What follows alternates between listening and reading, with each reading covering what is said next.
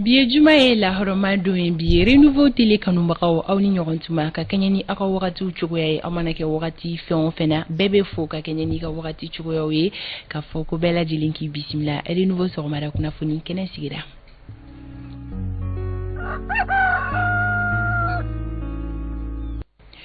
Juma ye biye juin kalo tile 17 san 2022 aw nisɔndiyalen bɛ aw bisimila i n'a fɔ ladalako la foli ni tanu ni ko di renouveau télé lajɛbagaw ma renouveau FM lamɛnbagaw radio ɲɛlɛnni lamɛnbagaw ka fara an ka farankan radio tɔw bɛɛ lajɛlen lamɛnbaga jamakulu kan an bɛ bɛɛ fo ka bɛɛ lajɛlen waleɲuman dɔn ko bɛɛ k'i bisimila bi juma ye renouveau matin ale kan biye juma ye o la jumadonyaw fɛ ni an sigira an bɛ fɔlɔ ka dugawu kɛ an faso ye ni o ye Mali ye halisa an bɛ dugawu kɛ Ala ka Mali kisi a jugu tɔɔrɔ ma Ala ka se ka Mali bɔ gɛlɛya kɔnɔna la an bɛ gɛlɛya min kɔnɔna la o ko wagati min na i ko sisan an ka dibila baarakɛbagaw an ka foli bɛ u ye labɛnw sigira sen kan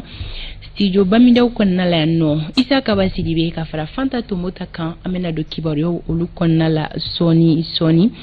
fɛn bɛ tali kɛ an ka bi bakurubaw la ɲɛfɔli bɛna kɛ aw ye bi walawalali kɔnɔna la ni o ye décryptage ye kumasen 2 o bɛ anw bolokɔrɔ o kumasen 2 Isa Kaba Sidibe bɛna o kɔrɔ jɔnjɔn fɔ aw ye an y'a suganti ko min kama a bɛna ɲɛfɔli kɛ aw ye o kumasen 2 bɛ tali kɛ révision constitutionnelle ani rédaction d'une constitution Isa Kaba a bɛna ɲɛfɔli kɛ aw ye ni kumasen 2 kan aw ka se ka faamuyali jɔnjɔn sɔrɔ a la ani a danfaraw an ka bi ma welelen o ye Amadou Albert Maïga ye ka bɔ CNT kɔnɔna la fɛn kɔni bɛ tali kɛ CNT maaw ka bi plénière an bɛna kuma o kan sɔgɔmada in na CNT kɔnɔna la sigi kelen do ka fɛn min ma kɔnɔ anw ni Amadou bɛ na masala o kan kosɛbɛ an ka bidon bara ɲɔgɔn welelen o ye Aboubacar Kanouté Boubacar Kanouté ale ye kunnafonidilaw ka jɛkulu dɔ an bɛna wele ka bɔ o jɛkulu kɔnɔna la a bɛ fɔ min ma ko Union des journalistes reporters du Mali an bɛna ɲɔgɔn la sɔrɔ ka se ka kuma an ye u ka su kɛrɛnkɛrɛnnen min ni a labɛnnen u bolo a bɛna kuma o kan bɛɛ lajɛlen ka se ka faamuyali jɔnjɔn kɛ ni su kofɔlen ale kan sori bɛ bisimila tan ni ka segin kibaruyaw olu kan kɛnɛya kunnafoni o bɛ lase aw ma i n'a fɔ ladalako la Awa Daɲogo ale ka yamaruyaw olu kɔnɔna la an ka don foli duma an bɛna o fɛnɛ lase aw ma sɔgɔmada in na ka se ka dɔgɔkun don kibaru di sɛbɛnw kuncɛ bi jumadon in na gafe minnu bɔra olu ɲɛfɔra fɔlɔ laseliw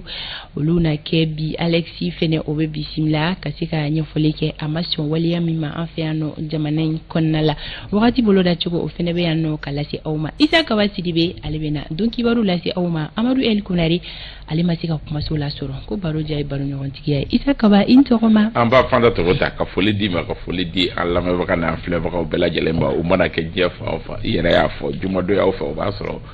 dɔgɔkun kɔw ni ɲɛdaw ni fɛn bɛɛ sɛgɛnna Amadou El Kunari a bɛ to k'i yɔlɔ k'i bi an tɛ fɛn f'a ye Ala k'a ɲɛ ka d'a ma Ala ka laɲiniw bɛɛ lajɛlen sabati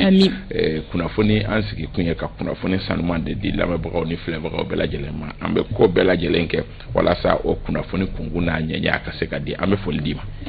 Foli diyara n ye Isa Kaba k'i ka bisimila minɛ sɔɔni don kibaru i bɛna o dayɛlɛ bonya ani karama kɔnɔna la ko kanumɔgɔw ma ko don kibaru filɛ nin ye.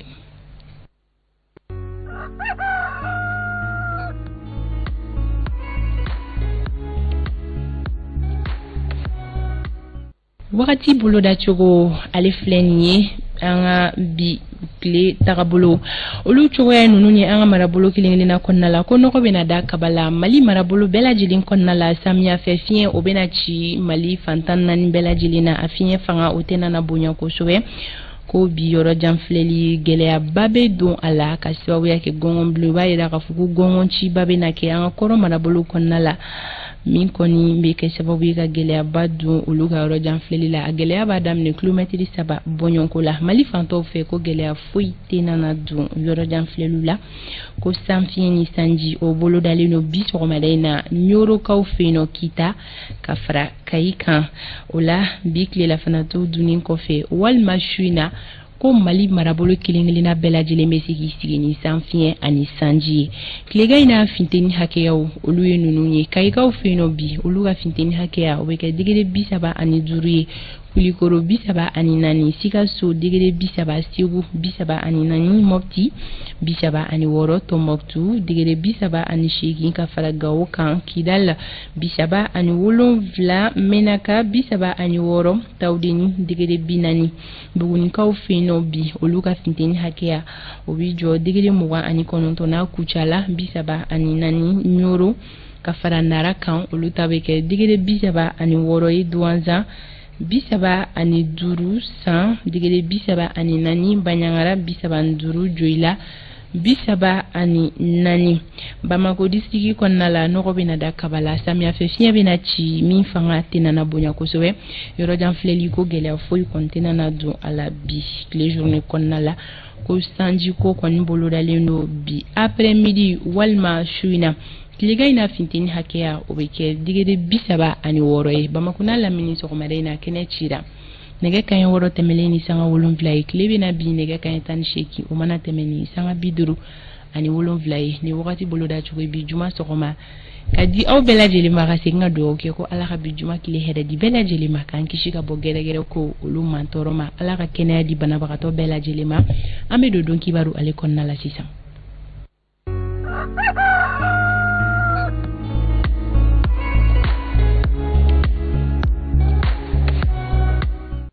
Sanga 28 sɔrɔ nɛgɛ kanɲɛ 7 sanfɛ. Isa Kaba.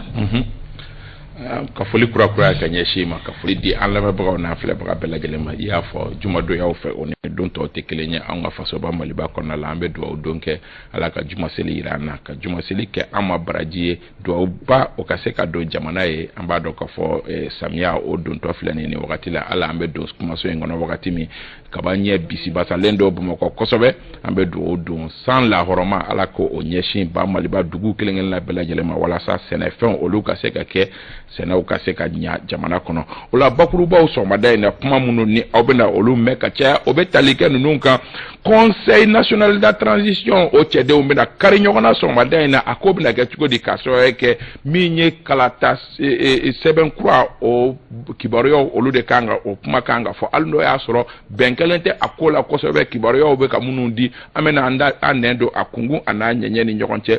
Maa dɔ fana minɛna, maa min ni ŋaniya tun b'a kɔnɔ k'a fɔ k'a bɛ taa ni yifuge dennin dɔ ye, a tun bɛna taa ni a ye min, a ko kɛra cogo di? Asan Jalo ale bɛna ka na o ɲɛfɔ an ɲɛna. Min ye denmisɛnninw ka kiimɛliw fana ye ka kɛɲɛ ni san 2022 san 2023 o kiimɛliw olu kɔni don dɔnna ka ban. Jumɛn ni jumɛn don? Ma fifa mɛnu na o ale bɛna o da an tulo kan. Yani ɲɛtugu ni ɲɛ yɛlɛ cɛ Sedina Umar Keita ale ka taa ka segin ka na, an bɛna an nɛn don ninnu ni ɲɔgɔn cɛ k'u walankata.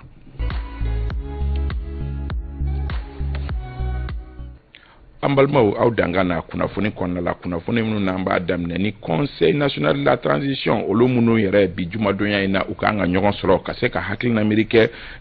projet de loi min ni gouvernement y'a bila ka taa olu ɲɛkɔrɔ n'a bɛ tali kɛ ka se ka bayɛlɛma don an ka kalataw olu taabolo la. O kalataw taabolo yɛrɛ an b'a dɔn k'a fɔ gɛlɛyabaw tun b'a la don tɛmɛnenw na minnu kɛra sababu ye ka na ni mankanw ye. O de hukumu kɔnɔ laɲini kɛra kalata in yɛrɛ sariya ka se ka falen don a la. A yirala k'a fɔ ko kuma in kabi ko in bilala CNT olu ka tabali kan k'a kuma ka ca kosɛbɛ maa caman bolo k'a fɔ ko nin sariya kura min ni gouvernement y'a bila ka taa ko fɛnw b'a kɔnɔ minnu ni sɔn ma kɛ man ka kɛ olu ma cogoya si la. Dɔw fana ko ko fɛnw b'a kɔnɔ minnu ka ɲi k'u k'a lajɛ, minnu ni olu man ɲi ko k'olu bɔ a la k'a baaraw kɛ. Bi kɔni nɛgɛ kanɲɛ 8 n'o tɛmɛna ni sanga 30 ɲɔgɔnna ye a baaraw nundon baara kan ka kɛ CNT la. O yɛrɛ kibaruya bɛ ka da o kan ka sɔrɔ kɛ min ye groupe renouveau mɔgɔw ye olu kelen don ka baara baw boloda bi tile journée bɛɛ lajɛlen na walasa aw ka bɔ a kibaruyaw kalama. Nka kibaruyaw kunfɔlɔ ye minnu ye Maliki Jalo b'o d'an ma. Dɔgɔkun caman tɛmɛnen kɔ mɔgɔw lamɛnni na wasabulon kɔni kan ka i hakilina di sariya kura kan min bɛna kalatako bɛɛ lajɛlen ɲɛnabɔ n'a bɛ wele loi électorale. Nga parti politique dɔw kɔni y'a yira k'a fɔ ko sariya kofɔlen man ɲi k'a kan ka bɔ yen nɔ yɛrɛ de. Projet de loi in a man ɲi, a bi man ɲi, a sini man ɲi. Wa ni wasabulon maaw ni u bɛ Mali ka bɛn de fɛ ani Mali ka basigi ni o de hami b'u la, an b'a ɲini u fɛ u ka projet de loi in bila kɛrɛfɛ. Politique tɔn dɔw bɛ yen nɔ olu y'a yira k'a fɔ ko fɛn dɔw kɔni bɛ sariya sɛbɛn kɔnɔ minnu bɛ se ka to yen nɔ wa minnu bɛ se ka démocratie fanga sinsin nga o y'a yira k'a fɔ ko fɛn caman fɛnɛ b'a kɔnɔ minnu kan ka falen. Organe unique min bɛ n'o bɛ ka sigi mɔgɔ minnu kan ka jɛ ko o comité de sélection kɛ premier ministre ko ka mɔgɔ loi kɔnɔna la fɔlen bɛ ko mɔgɔ 7 o premier ministre kelen ka mɔgɔ 4 di président du CNT ko ka mɔgɔ 3 di an bolo o ye ko min maɲi parce que premier ministre yɛrɛ ye parti ɲɛmɔgɔ de ale yɛrɛ ka baarakɛtaw transition kɔnɔ o b'a yira k'a fɔ ale bɛ kulu dɔ de la donc ni o bɛ o la fɛn min kan ka kalata ɲɛbila baaraw kɛ n'ale yɛrɛ ye mɔgɔ dɔ ta o bɛ se ka na ni furukufuruku a bɛ na ni gɛlɛya donc an y'a essayer k'a fɔ n ko ka o yɔrɔ in lajɛ. An b'a ye k'a fɔ hali projet de loi minnu bɛ fɛ k'a latɛmɛ ani accord bɛ ɲɔgɔn ko fɔ ani accord bɛ fɔ ɲɔgɔn kɔ filanan fana ye min ye ani an ka sariya sunba n'o ye constitution gafe a n'o fana bɛ ɲɔgɔn kofɔ sirada caman na donc an y'a ye k'a fɔ nin bɛɛ lajɛlen ye fiɲɛ ye minnu kan ka lajɛ jiɲɛma jɔlen na vraiment malidenw mago tɛ fara-farali la bi n'an mago bɛ bɛn de la. Nin kɔni ye sariya filanan bolodalen kalata koɲɛw kama kabini furancɛla fanga sigila hali n'o y'a sɔrɔ fɔlɔ ni o ma se ka taa wasabulon ɲɛkɔrɔ o fɛnɛ kɔni bɛɛ kun ma sɔn a ma. nin kun ye Maliki Jalo ye hakilila jiginna kabini nɛgɛ kaɲɛ 9 wagati aw bɛ se ka jɛmukan kɛrɛnkɛrɛnnen lajɛ Renouveau Télévision sanfɛ jɛmukan kɛrɛnkɛrɛnnen min ni Umaru Baru Sidibe ani a ka maa welelenw olu kan ka na a baaraw nundo baara kɛ a bɛna tali kɛ tile journée bɛɛ lajɛlen nin baara min n'a bɛ CNT la a kun bɛna cɛ cogo di a kungu n'a ɲɛɲɛ a bɛɛ lajɛlen bɛ di aw ma jɛmukanw senfɛ Renouveau Télévision ani radio Renouveau sanfɛ sɔgɔmada in na directement fɛ an bɛ tɛmɛ ni kunnafoniw ye min ye maa dɔ ye tigɛda ka min kun bɛ fɛ ka min ye yefugeden dɔ ye ka o ta yoyi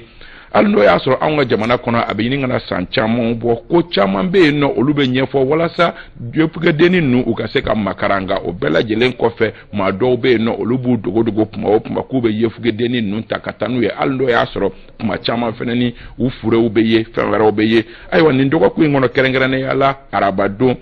juin kalo tile 15 i b'a ye k'a fɔ maa dɔ ni a yera zantigila yan fan fɛ ale tun bɛ fɛ ka yefugedennin dɔ ta ani maa 2 wɛrɛ tun bɛ ɲɔgɔn fɛ o kɔrɔ ye k'a fɔ ko u maa 3 kun don a ko kɛra cogo di Asan Jalo ale b'i da don a la k'a ɲɛfɔ an ye. Bi arabadonya in na juin kalo tile 15 wele bilala mɔgɔ dɔ ma denmisɛnnin gɔnbɛlɛ kun bɛ min bolo nɛgɛ kaɲa 14 tɛmɛnen ni sanga 45 ye zantigila o maa yɛrɛ tɔgɔ gantigi n'a bɛ fɔ a ma ko Baba Jara ni maa kofɔlen ye sinfilaka ye ni si bɛ taa san 22 ɲɔgɔn na jago baarakɛla don n'a yɛrɛ ka so bɛ jalakɔrɔji kɔɲumani Kati cercle kɔnɔna na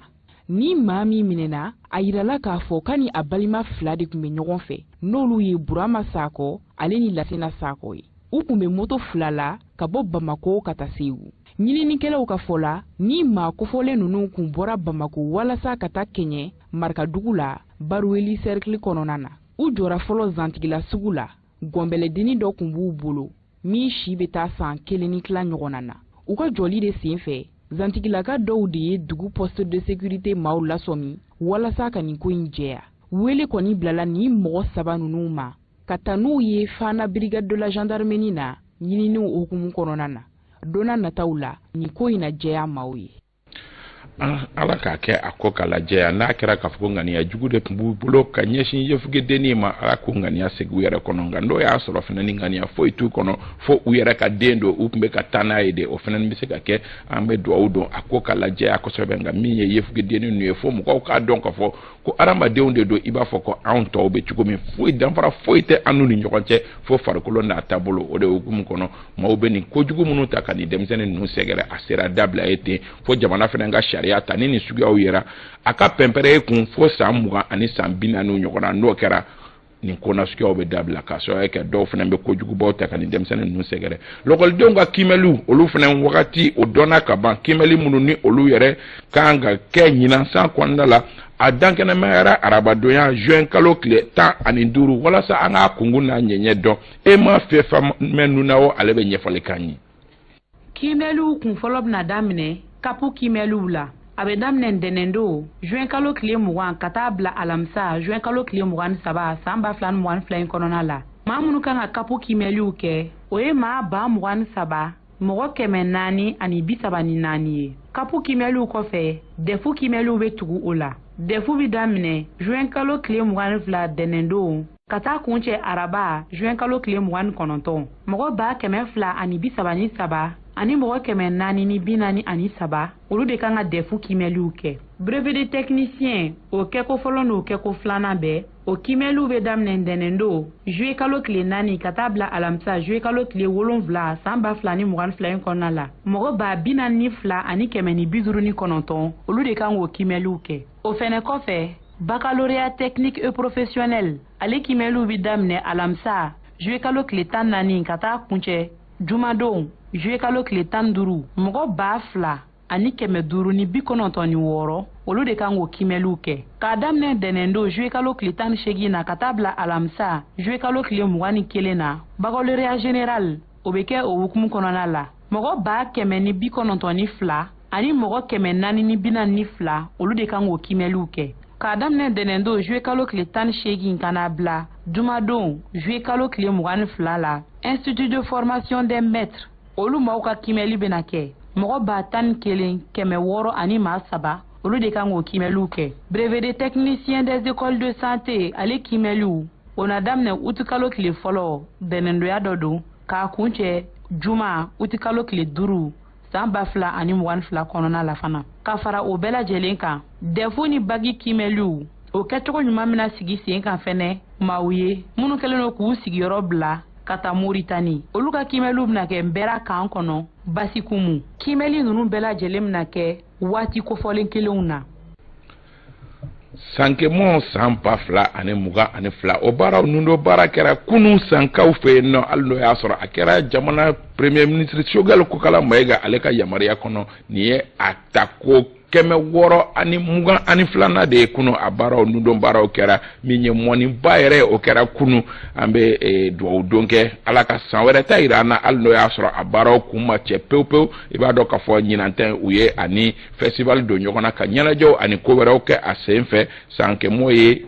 kunbɛn min ni an y'a fɔ a bɛ kɛ ɲinan ye a ta ko 622 de ye a bɛ an ka jamana kɔnɔ yan nɔ sankaw fɛ yen nɔ kɛrɛnkɛrɛnnenya la bɛɛ lajɛlen bɛ ɲɔgɔn sɔrɔ ka ko kɛ ko minnu ni olu bɛ laada kɔrɔw ko fɔ fanta tomota an bɛ kunnafoni kun fɔlɔ ɲɔngiri ni yɔrɔ in na yan nɔ yaasa an ka se ka an kɔtɛrɛma bɔ ka dɔ wɛrɛw fara ɲɔgɔn ka tako filanan la ka olu di ka bɔ gundo kan an bɛ taa gun wɛrɛ kan don kibaru o bɛ datugu yan yɔrɔ la Isa Kaba k'i fo ni wagati kofɔlen na an bɛ taa an ka siraba kanɔw la Soli Ibrahim Diallo ale bɛna bisimila sisan